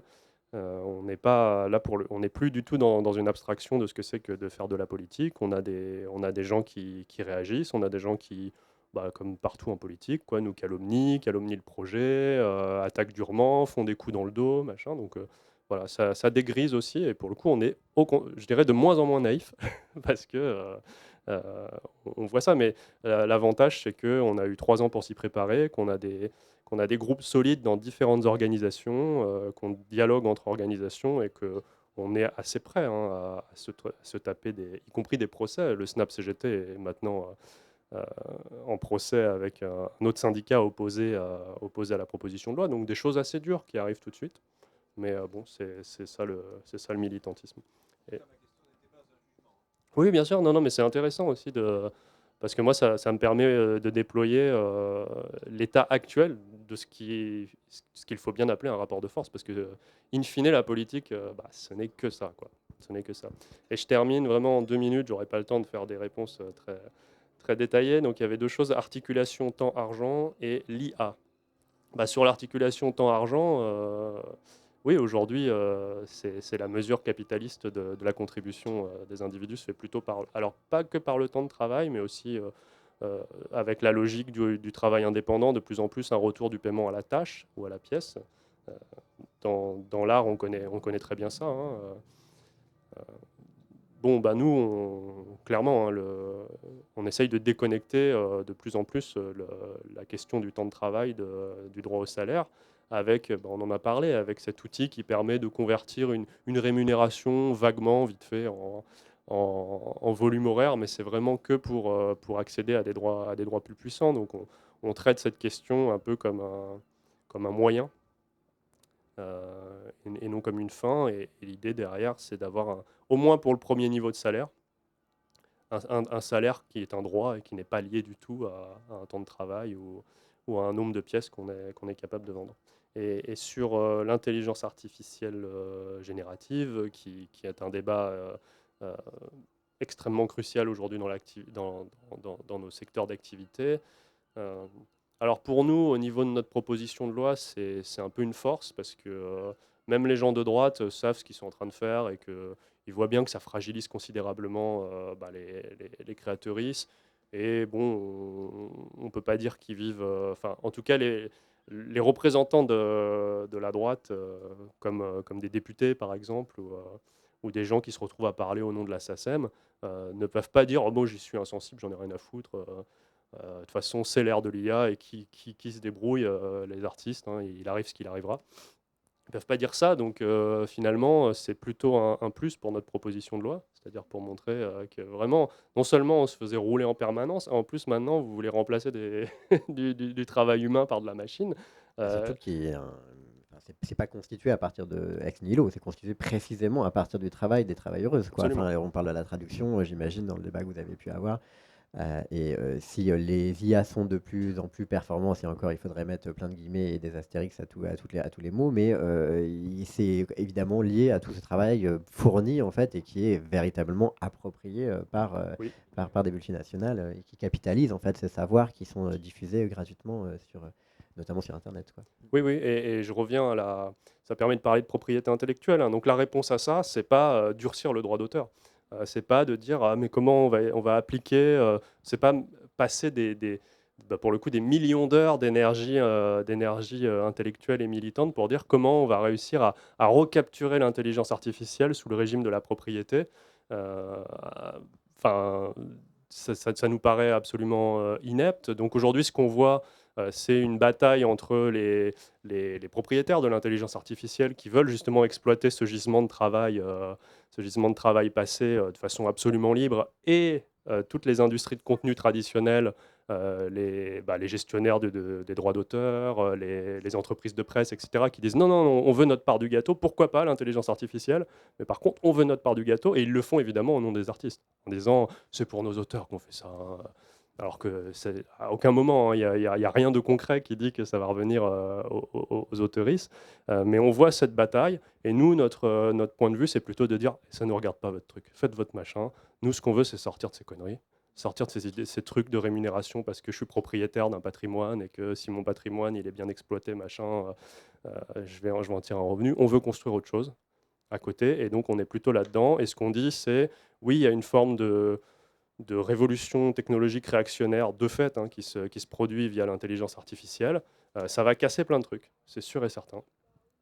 Mais du coup, c'est à nous de ne pas laisser le champ de ruines vide, voilà, avec quelqu'un qui va immanquablement venir dans le champ de ruines et dire moi j'ai une idée, on va faire comme ça, on va faire comme ça. C'est à nous tout de suite d'être présents au milieu au milieu de ce chantier de démolition et de dire attendez, nous on a une idée sur comment ça pourrait se passer autrement. Et je crois que la politique, on revient à la question de la naïveté, c'est ça, c'est de ne pas être naïf en se disant: «Ah mais ces questions sont trop compliquées, ça ne me regarde pas et puis de toute façon, il y a bien quelqu'un qui va s'en occuper et faire en sorte que ça tienne à peu près». Non, si on laisse les gens si on laisse d'autres s'en occuper, en général, ça tourne à notre défaveur. Donc il faut être là, savoir à peu près, ce qu'il faut faire et être organisé pour le mettre en œuvre dès qu'on a une occasion de le faire. Et c'est ce qu'on essaye de mettre en place avec nos organes. Voilà, je crois qu'on va s'arrêter là. Il est 12h10. Et j'avais peut-être juste une question, enfin, on en discutait justement avec Alyosha. Tu parlais des diffuseurs, enfin du fait que effectivement du coup il va falloir mettre un petit peu plus les diffuseurs à contribution pour ce genre de choses et tu as dit bon il y a les diffuseurs qui vont pas être très contents avec ça, etc. Je me pose quand même la question, enfin toi, il y a quelques années quand il y a eu la convention collective qui est passée au cinéma et que du coup il y avait tout un nombre de pétitions de cinéastes qui font des films à bas budget, qui disaient bien sûr qu'on voudrait pouvoir mieux payer tout le monde, mais là, dans l'état de cette loi-là, on ne va pas pouvoir faire les films, en gros. Donc je me pose juste cette question euh, de, de ça, c'est-à-dire les petits diffuseurs, les boîtes d'édition. Moi, je fais des textes à la fac et finalement, c'est nous qui doit payer en fait les éditeurs pour éditer les bouquins, les petites structures de production artistique qui sont assez précaires eux-mêmes. Enfin, les diffuseurs aussi sont précaires d'une certaine manière, ou en tout cas à une certaine échelle de diffuseurs. Donc, je ne sais pas exactement comment formuler la question, mais tu vois, ce truc de les diffuseurs vont pas être très contents, je pense qu'il y a aussi quand même un petit peu plus que ça, c'est-à-dire en tout cas au plus petite échelle, comment faire que ça ne rend pas plus compliqué de faire des choses à petite échelle. C'est pas les petits qui nous posent problème en Oui, bien général. sûr. Ce qu'on voit, c'est que les diffuseurs qui ont les plus petits moyens sont d'accord. Globalement, il y a un lien très fort entre les artistes et les petits diffuseurs. Souvent, c'est les mêmes d'ailleurs qui font la. Moi, je m'occupe des déclarations URSSAF de l'association qui est sous la Buse, donc je vois à peu près ce que ça représente. Et puis, il faut savoir que l'augmentation de la contribution qu'on propose, c'est pas de passer de 200 euros de contribution par an à 20 000, hein. C'est de l'ordre de 200 à 800. Donc nous, ce qu'on a fait, c'est qu'on a commencé une petite tournée des lieux de diffusion de taille intermédiaire. Donc c'est des lieux subventionnés comme des centres d'art. Je parlais de Triangle Astéride à Marseille, qui ont entre 150 000 et 500 000 euros de budget annuel. On leur a demandé aux directions euh, camarades de nous sortir les budgets et de montrer qu'on regarde ensemble comment ça impacterait leur budget. Et souvent, ce qu'on remarque, c'est que sur un budget, par exemple, de allez, je sais pas, 350 000 euros annuels, c'est de l'ordre d'un passage de 500 euros de contribution diffuseur actuellement à 2000. Et toutes les directions nous ont dit, s'il n'y a que ça, en vrai, ça va, tu vois, il n'y a pas de problème là-dessus. Euh, Après, ça fait réfléchir. Ils nous disent, par contre, il y a un truc qu'on paye beaucoup, c'est, je sais pas, la SACD ou la DAGP. C'est quoi les droits d'auteur? Est-ce que ça marche bien socialement? Alors là, on peut rentrer dans le débat collectif. Mais comment sont répartis ces droits d'auteur dans les sociétés? Ah ben non, en fait, c'est des modes de répartition opaques, inégalitaires, plus les frais de gestion indécents des directions, etc. Donc après, on peut aussi politiser plein de choses comme ça, mettre en regard avec ce que c'est que la construction d'un droit social et son efficacité euh, inégalable en fait en termes justement d'égalité sociale. Donc ça permet de politiser et ce qu'on voit c'est que même dans des structures avec des petits budgets, enfin des budgets intermédiaires qui sont pas spécialement dans des perspectives euh, très positives pour la suite, c'est pas ça leur problème principal, quoi. C'est pas l'augmentation de la contribution diffuseur qui va leur poser problème. Et donc de façon, si on prend juste la trésorerie, à plus forte raison pour des énormes structures économiques comme, je sais pas, les maisons d'édition qui font partie du syndicat national de l'édition, par exemple. Bon, ça va, quoi. Ils vont pas nous la faire. Euh, Ça va pas nous faire pleurer. Par contre, après, ça demande aussi la structuration. Si je prends les arts plastiques, c'est très peu structuré collectivement. Donc les syndicats commencent un petit peu, notamment le SNAP, à devenir une voix représentative et organisée. Mais en face, on n'a pas grand-chose. Il y a le CIPAC, par exemple. Mais le CIPAC, jusqu'à récemment, il ne savait pas s'il était un syndicat d'employeurs ou pas. Donc là, il commence se dire, ah oui, avec tous ces débats, il se dit, mais oui, en fait, on est plutôt des diffuseurs, plutôt donc l'équivalent des employeurs. Donc il faut qu'on se structure clairement en tant que syndicat d'employeurs et qu'on ait notre voix. Et donc ça permet derrière d'organiser euh, la, pas le dialogue social, pour le coup, parce que ça peut être complètement en opposition, mais ça permet de structurer le champ et de faire valoir des intérêts, parfois convergents sur certains trucs, parfois divergents. Et ça permet de montrer les manques aussi. Bah, par exemple, toutes les structures petites et alternatives, elles n'ont pas de représentation. Il y a vaguement une tentative du côté du livre avec le syndicat de l'édition alternative, mais bon, bah voilà, il y a encore du boulot à faire. Bah, dans les arts plastiques, on n'a pas le pendant. Ça pourrait être la Frappe qui prend ce rôle, mais pour l'instant, elle est pas dans cette démarche. Mais voilà, donc ça permet derrière de structurer tout ça et de montrer qu'on pourrait avoir, comme dans le spectacle vivant, bah, vous voyez, dans le spectacle vivant, vous avez la CGT Spectacle, qui représente les salariés intermittents du spectacle, et puis vous avez le Synavi, qui représente les compagnies plutôt créées par les intermittents, mais des employeurs pour le coup. Puis vous avez le Syndéac, qui représente plutôt les directions de scènes conventionnées.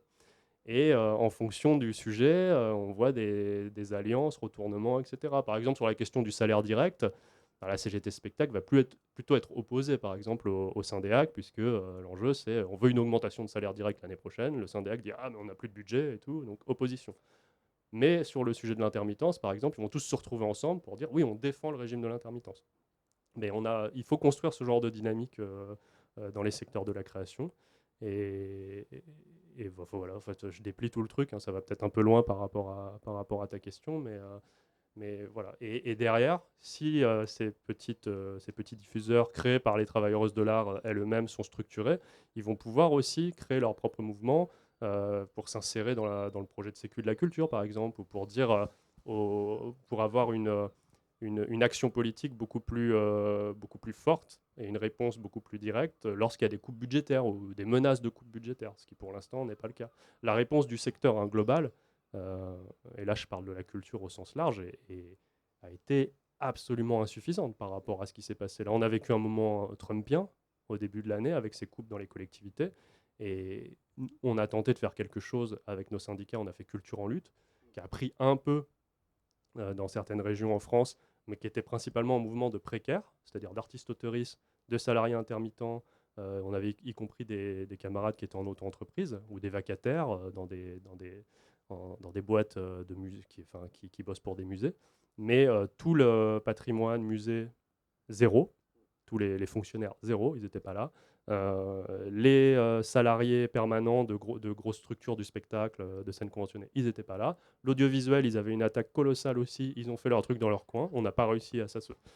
Juste au dernier moment, ils ont dit ah, on aurait dû faire un truc ensemble. Oui, effectivement, c'est ce qu'on a essayé de faire. Voilà, donc ça a été absolument insuffisant et parce que pour l'instant, les luttes sont soit elles sont inexistantes et c'est pas structuré comme pour les petits diffuseurs, soit c'est corporatiste et donc c'est ah bah non, nous c'est l'audiovisuel, on s'occupe de l'audiovisuel et là il y a une réforme de l'audiovisuel, c'est que ça qui nous intéresse, ou ah bah non, nous c'est les musées, pour l'instant on voit pas trop le problème. C'est vraiment ça qui nous a été répondu du côté de la CGT Culture. C'est ah bah non, curieusement nous ça va plutôt bien. Vraiment, ils nous ont dit ça. Voilà. Bon, bref. Donc, bon, ça va loin après une fois qu'on déplie la problématique, mais voilà. C'était pas une question, c'était une remarque.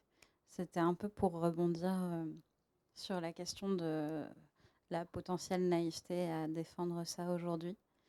Ce qu'on répète beaucoup dans nos syndicats, c'est que effectivement le moment politique semble vraiment pas favorable à ce que ce type de projet passe. Néanmoins, il faut qu'il existe pour qu'au moment où il y a une fenêtre d'ouverture, il passe. Et effectivement, si par exemple on se repose sur nos politiques pour penser ça, je veux dire, même par exemple, on pourrait se dire aujourd'hui la meilleure perspective des propositions pourrait être par exemple la France Insoumise. Leur projet culturel est vraiment assez nul.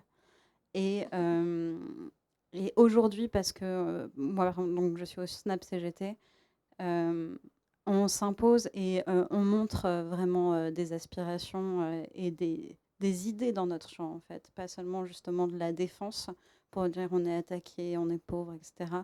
Mais on a des idées. La France insoumise, par exemple, en ce moment, se tourne vers nous pour le programme municipal de Paris. Enfin, moi, c'est parce que je suis à Paris que je le sais. Et, et donc, c'est important aussi d'être présent et de dire il faut que pour le secteur dans lequel je m'inscris dans le travail, je réfléchisse aux aspirations de mon secteur. Parce qu'en fait, les autres n'ont pas d'idée pour moi et ne peuvent pas le savoir mieux que moi parce qu'ils ne sont pas au contact de ça.